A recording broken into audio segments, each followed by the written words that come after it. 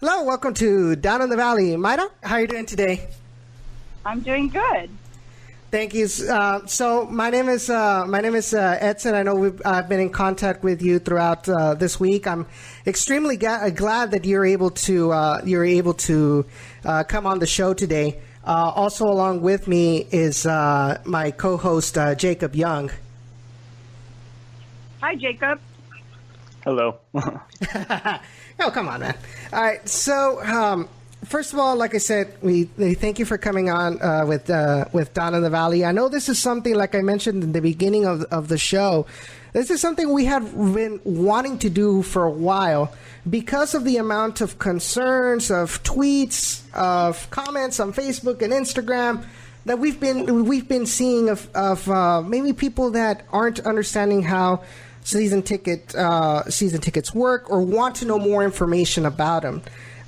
So, like I said, we're glad to have you on, and looking forward to hearing your answers to all of this. And hopefully, you guys that are watching us right now might get your questions answered. So, first of all, Mayra, it's preseason right now for the Toros. You know, we're starting to get the match against UTRGV. We're starting to get people, coming in and starting to warm up to the hype for the Toros going into the 2019 USL Championship season. How are you feeling ahead of the season for the team?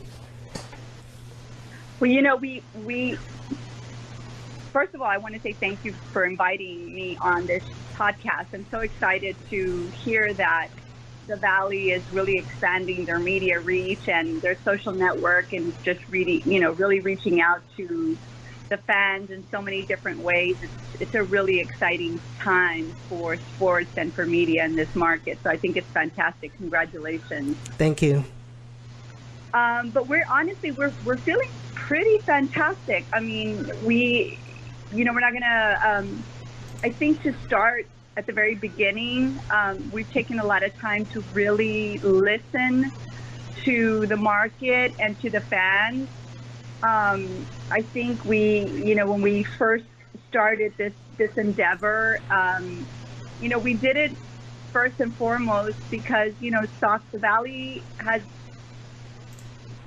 soccer is iconic, not just here, but globally. Mm-hmm. But I think that, we missed the mark a little bit in terms of really and truly understanding the soccer fan from South Texas and how different it is from some of the other markets. And so we did a lot of learning last year. We did a lot of listening last year. It wasn't obviously the season that we had hoped for, but I think at the end of the day, it was very rewarding because we did learn a lot from it. And I think that there are no seasons that you could say, you know what, it wasn't a great season. If you didn't learn something from it, then I would truly say that it wasn't a good season. So, we've really spent the entire off season is really, really connecting with our season ticket members, with our potential audience, consumers. We did a lot of research. We really, really talked to a lot of different groups. We really wanted to go out this year and really, just go back to basics, which was making sure that we were going to have a season that was inclusive of family, of fun, and affordability. And that's really what we're targeting this year. That is our main focus. Yeah, that's good to hear. I mean, like I said, there had been a lot of concerns throughout the past couple of years, and we're going to be touching upon that later on. So you're speaking about the affordability for coming to this season. What kind of pricing is available for RGVFC season tickets for 2019? So, in our initial seasons, we had, all these different sections, and really what we figured out is that we were really missing a general admission section. Mm-hmm. So we really, really expanded that this year. We didn't really have that before. Now we will. And this is creating a really affordable opportunity. So there really isn't anybody who can't afford it. So I'll give you an example. So regardless of whatever package you buy, of your season ticket, everybody, regardless of what section that you purchase, everybody's going to get included in their season tickets the option to purchase playoff tickets. Everybody gets the flexible ticket exchange. Everybody gets the amazing 20% discount at the Toros Team store. And of course, a ticket to each of the 17 Toros home games, a pre-sale to other events at HB Park, which we are planning, a personal account executive, and an official 2019 season RGV Toros scarf. So everybody walks away with something, regardless of how much you're spending. Mm-hmm.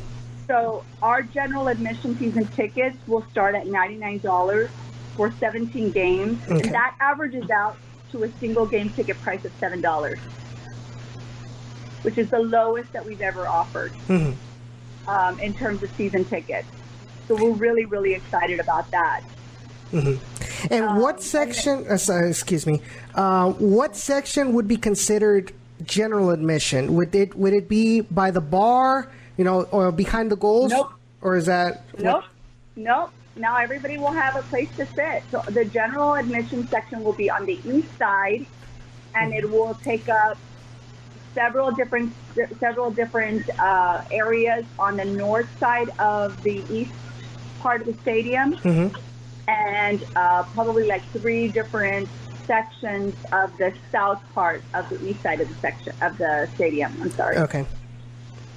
So it's quite a large area, and I can send you, or I can email you a copy, and you can share that with your fans as well on your Facebook page.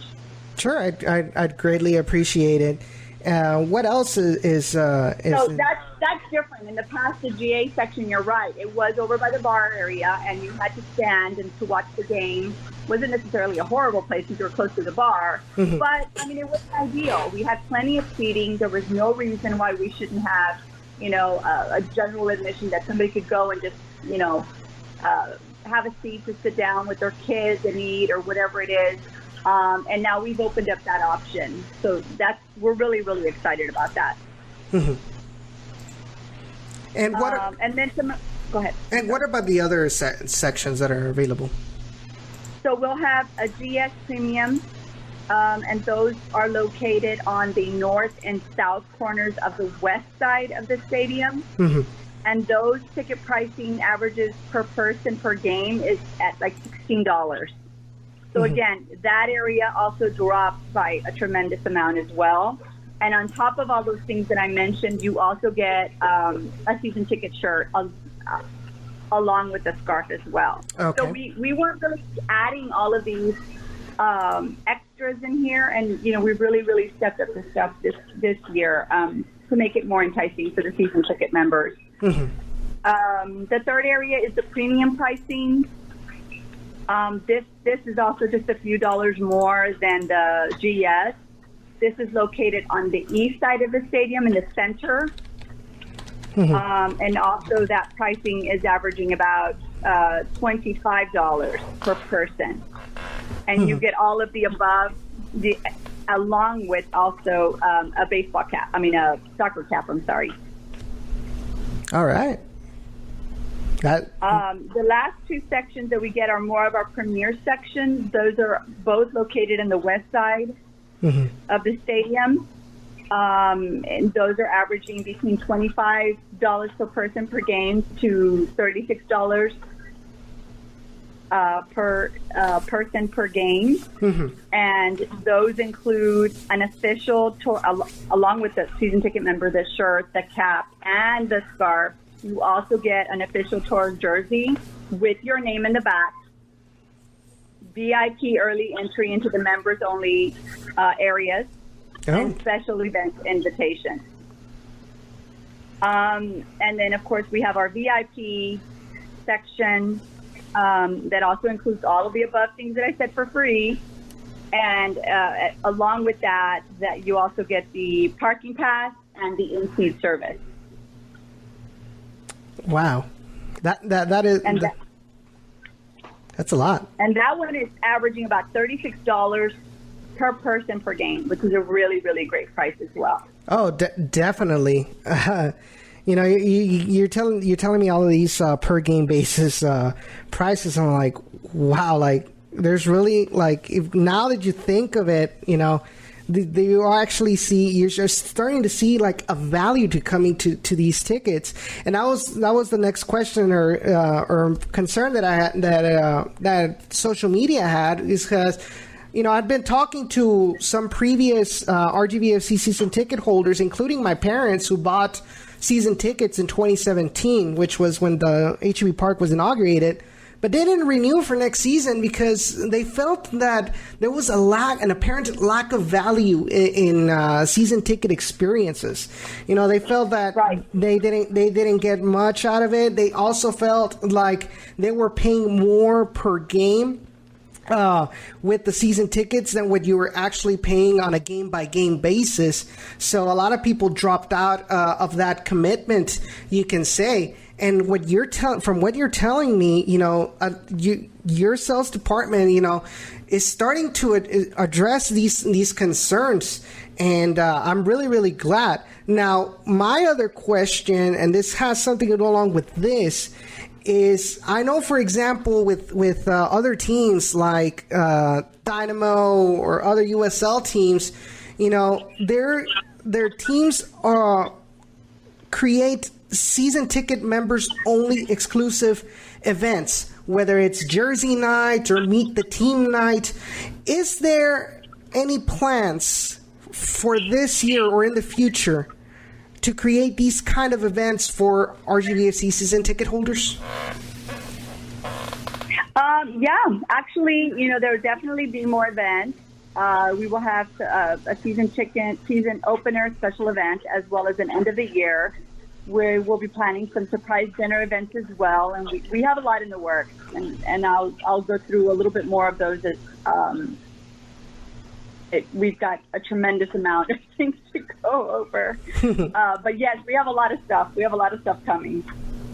Yeah, I'm pretty sure that my audience and anybody out there on Twitter and on Facebook that follows us would be actually any of our fans that are out there that follow RGVFC, would be happy to know more about that when more details are finalized about these events, because that was one of the biggest. So a few of the ones I can tell you about right now, and they'll start going up on the website.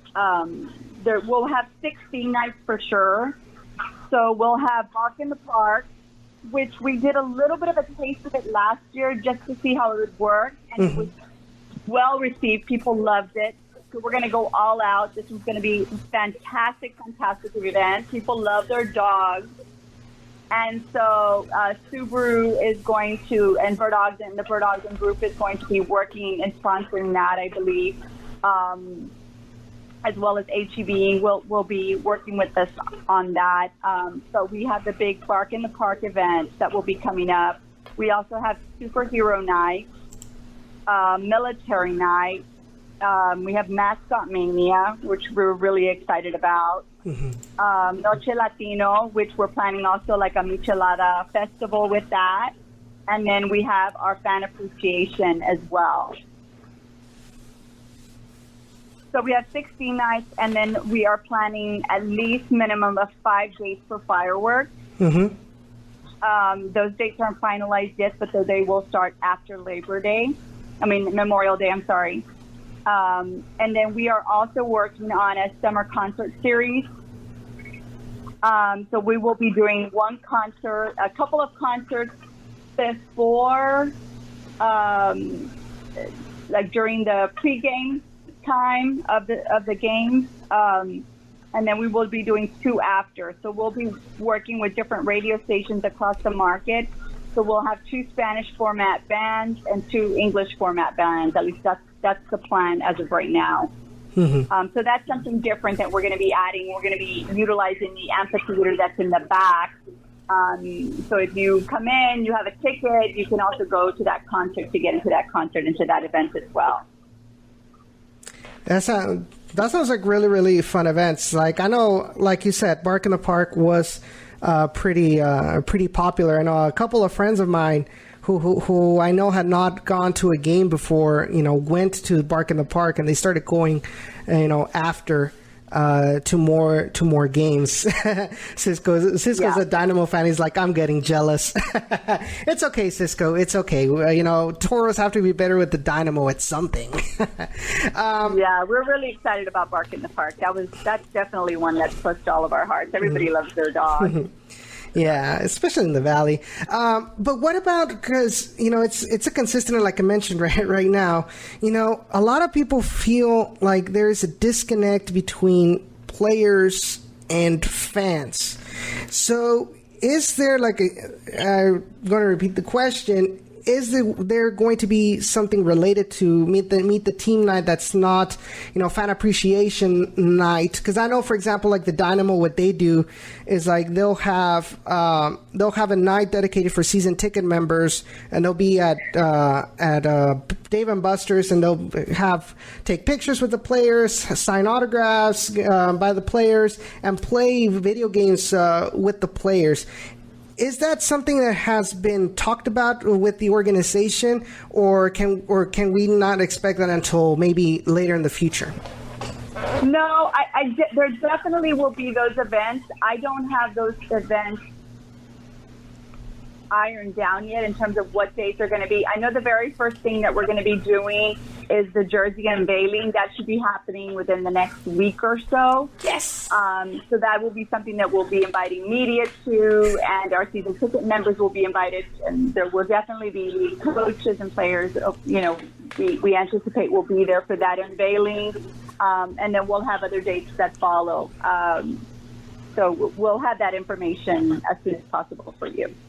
I really appreciate that. I'm looking forward to that. I know Jacob right now. He was extremely ecstatic once you mentioned about the jersey unveiling, because we were scared because in the previous years there had been nothing of that sort. So guys, from what you hear, there is going to be an improvement. You gotta trust that they're heading in the right direction. Like she said, like they've heard some of our feedback, whether it's from social media, from us here at down in the Valley, or any other medium of communication. They are listening, and they are trying to make things better. So going on to my next question. You have UTRGV close by there, the university. There's a lot of, young people that love soccer, but aren't necessarily connected or don't know yet about RGVFC Toros. Is there something like special for them? Special, I guess, marketing or special pricing for students in order to attract that market? Well, we thought about, honestly, we really thought about it. Now it's not just UTRGV, but you have we have Texas A&M, and we have South Texas College, and we have Texas, there's a lot of now Our Lady of the Lake as well as here. So we have a lot of different universities as well as technical institutes. There's a tremendous amount. So when we decided to go with the GA pricing, that was pretty much what we kept in mind, was the students as well. So we thought about, we're going to do the student, it's going to be the same price. We wanted to give the Valley one of the very best price, so there was no confusion. So the GA pricing really does cover that. It covers all of those categories, to be perfectly honest with you. All right. So we felt like, that was we didn't want to create too much confusion, and it's like, no, they're getting a better price or whatever. The GA is just a great deal. It's a great, great area, great seats, and great benefits that are included. So I really feel like it's very affordable for the students as well. Seems fair. I know because I'm also with Generation Orange, which is a Dynamo podcast, and we've had Jay Adelberg, who works as a as the director of sales with the Dynamo. He mentioned something about that, about like making it simple, affordable, but not pretty much like giving away tickets for free, because that's usually never going to work. So, we're starting to see that influence of, like keeping it simple, fun, and affordable. So I really, like I said, really commend you all for that. Something else that was... I think one of the things that you're going to love about the Generation Orange, that whole concept is truly resonating with us. And when you see the new marketing campaign, you're truly going to see it. You're going to truly embrace that whole Generation Orange. We're excited for you guys to see the new campaign that's coming out. So you'll get a little bit of a taste of that coming really soon. Looking forward to that. Something else, going on to the next one, something else that was also brought up on the Generation Orange podcast, it was related to the Dynamo, but I think it also applies to RGV, and it's something that Jay Adelberg brought up. It's about how the responsibility of everybody, the team, the players, coaches, the fans, the front office, how it's the responsibility of every one of these people to help combat issues with game time experiences. As part of the sales team, what are some things that the fans who are listening right now can do to help the team drive sales and create an improved atmosphere that they seem to want at H-E-B Park? I think, when we went to ask the consumers and our fans and those that were coming to some of the Mexico-friendly games and weren't coming to our games, one of the things that we kept hearing over and over again was that we were missing the tradition of soccer. Mm-hmm. And we were missing, the group, the fan clubs of the actual soccer team. So, the biggest things that we want people to do is to join a Stampede, and so we have also offered the current Stampede a great deal as well, that if you join with them, we've got a special $99 season ticket membership, okay?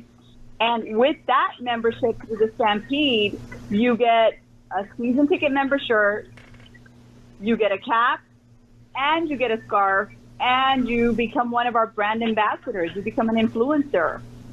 And that is really what's going to take us to the next level as a team, is having those groups that are truly leading the charge for us. No pun intended. I understood that reference. I think the other thing we were missing that we also, and this is part of marketing, and sales and marketing, we work really closely together, but one of the other things we were missing was a street team. So we're going back to basics. And so we are going to have a street team. You're going to see a Toro little mobile vehicle that's going to be running from area to area and trying to get, invite people from different areas, from the universities to some of the pubs to, some of the taquerias and all over. Yeah. Just truly reaching out and personally inviting people to our games. We're going back to grassroots. Yeah. That was actually, and Jacob's not going to let me lie, and Ray, if you're listening, you're not going to let me lie either. That is one of the things that we have continuously been talking about on the show, which was an apparent lack of what's the word I'm looking for? That the team going out to the community to get the brand known. I felt like before I moved to Houston, because I'm from the Valley, I would talk to people about the Toros, and they're like, "Wait, what? Who are they?" Or like, "What? We had a stadium?" And this was in 2017. And so one of the had somebody told me that not long ago.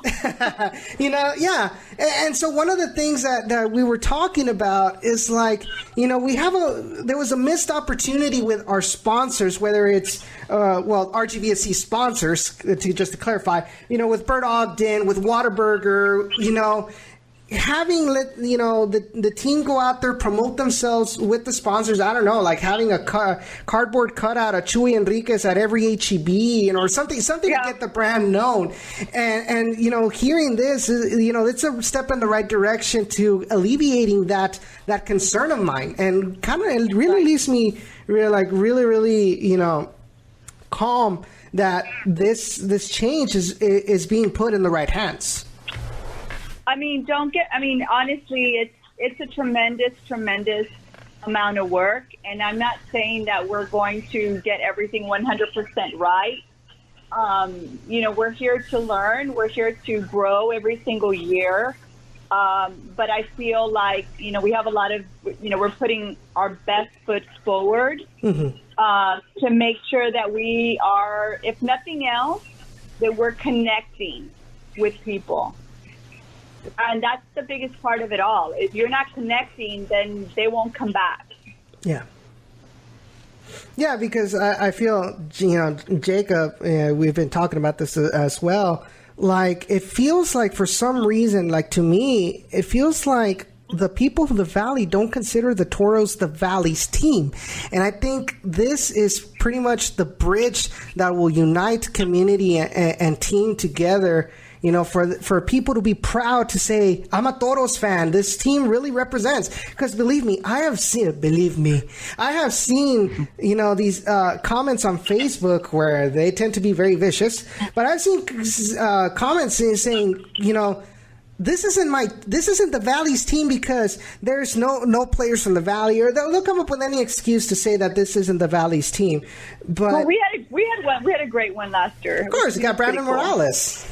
Yeah, he was pretty cool. Yeah. But you're right. I don't think we took the right approach to brand him and to take ownership of him. And, that's a whole other deal. That's on the marketing side. A couple of other things I wanted to share with you that we're doing is that we're going to have another price point that we feel like is really family friendly is the 4 for $44. So for 4 tickets, for $44, you get the tickets, premier tickets, and meals to the game. Oh. So all 4 members of your family get food, get fed, get a meal, chips, and a drink for each one. You can't even go to the movies for like 4 people for like $70, $80. No. No, and yeah, go ahead. And also, we'll have Toros Kids meals as well with a little prize in the box. So, again, we're just going back to the experience of coming out and just having a fantastic time. Before we go on to the last question, Jacob, you have anything you want to ask or any comments you want to make? No, it's just, this is fantastic. It is the step in the right direction for sure. Whether it succeeds or fails for this first year, that's huge. I'm just glad to hear that they're taking the steps necessary for being a known soccer club and just for really listening to the fans. That's the biggest thing. We thought for the longest time we're not being listened to, or that's how it felt. And so now that we kind of know this, it's amazing. It's perfect. This is what we need to have a successful soccer team too. So it's great.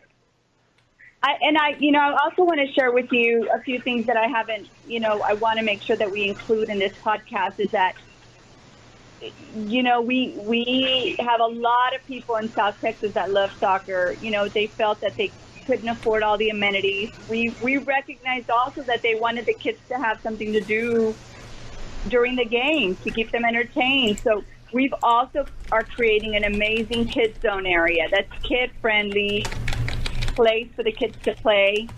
That's only a few feet from the live soccer game action.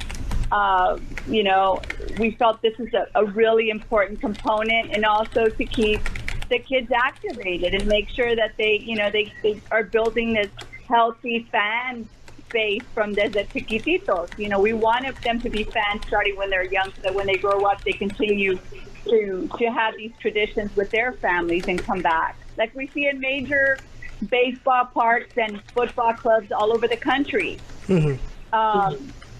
Service is also a really important component, to ensure that our season ticket members have an amazing experience. Whether it's through shorter lines, more food vendor options, more bars, parking opportunity. We just want the experience overall for service to just be outstanding. We want everybody to leave the park and say, I can't wait till next game. And that's a big, big priority for us. And we've been working on this for a long, long time. So we're ready for this season, and we're really excited about it. Good. That's I really enjoyed listening to all of this. For the final question before we let you go, Mayra, like I said, we really appreciate all this information that you're telling us. But my last question is, how can fans purchase season tickets? Who can they talk to get more information in case they missed the show or something? Where can they get more information? Who can they talk to? They can reach out to 956-56-ARENA, or they can send me an email at Olivarez with a Z at birdogdenarena.com. And I will also send you all of our information, and if you want, you can put it up on your Facebook page or on your Twitter account, and they can reach out to me directly there. Well, Mayra, we really appreciate everything for coming on to the show, for telling us all this information. I'm pretty sure whoever is listening right now and is an RGVFC Toros fan is probably feeling really alleviated by the measures that are being taken going forward into the 2019 season, and like I said, we'll continue to do our work and sharing this information, continuing to covering this team, how it should be, and looking forward to 2019. Hopefully we can be back in playoffs and continue to grow this brand, and hopefully in the future, we can get a full HB Park. That's my biggest dream right now, having HB Park full to the brim week in and week out. Yours and mine both. Well, Mayra, thank you so much for calling us. Hopefully we can have you back on in a future episode. Anytime. I really appreciate. Jacob, anything you want to say? Of course, yeah. Just thank you for coming on and explaining everything to us and the fans. It's been a fantastic time hearing all that stuff from you, and we just look forward to this 2019 season, and we hope it's a great one too. And thank you for the job that you guys do. I know it's not easy. Being with the podcast, we realize that this isn't just a 9-to-5 job. This is a lot of hours that you got to put in, a lot of research, and sometimes it's not really appreciated by the fans. And I hope by having you on, people understand that, yes, they are listening to us. So thank you so much, Mayra. Have a good night, and hope to see you come the home inaugural game versus, was it Fresno, right? Mm-hmm. Yes. Well, thank you so much. Thank you, guys. Thank you. Take care. Thank you. Good night. Good night. Well, guys, come on, chat. I need some feedback, guys. What do you guys think about all this information? We got some exclusive stuff out here, with let's be honest, Jacob. We all thought there wasn't going to be a jersey reveal. Yeah, exactly. And now we just got confirmation that there is going to be something like that. When it's going to be, hopefully we get some more details in the future, and I will be as soon as I get any information about that, I will be posting on our social media, which I forgot to say at the beginning of the show. Be sure to follow us on Facebook and on Twitter and on Instagram at Down in the RGV, facebook.com/Down in the RGV. And also be sure to follow our podcasts. They are on Spotify, iTunes, Google Podcast, Stitcher, SoundCloud, and of course, you have our video archives of the streams here on YouTube. So, we're going to be going on a quick little break. When we come back, we will be talking more about some other news regarding RGVFC. We'll continue to talk about preseason, and then at 8:30, we'll have Kit McConico, on the show to talk more about Austin Bold. So don't go away just yet. We will be right back.